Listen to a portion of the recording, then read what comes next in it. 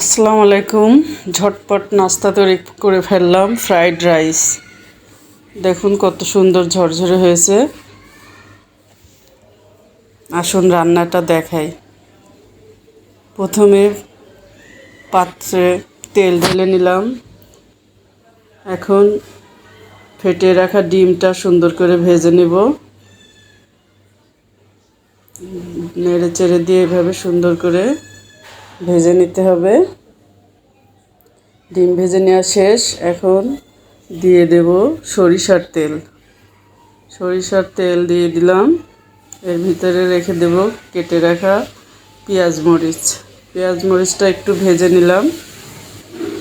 ভেজে নিয়ে এর ভিতরে দিয়ে দেব ফ্রাইড করা সিদ্ধ করা চাল, সিদ্ধ করা ভাত যেটা, সেটা রেখে দেব। 80% সিদ্ধ করে রেখে দিয়েছিলাম। এখন সুন্দর করে নেড়ে চেড়ে নেব।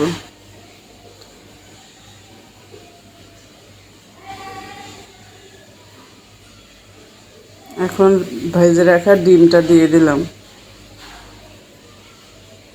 আমার যেহেতু অল্প ভাত, এজন্য আমি একটা ডিম নিয়েছি।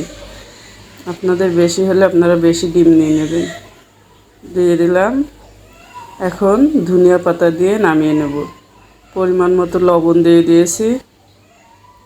ডিমে একটু লবণ বেশি হয়ে গেছিলো দেখে আমি রাইসে বেশি ডিম দিলাম না, ধনিয়া পাতা দিয়ে দিছি। এখন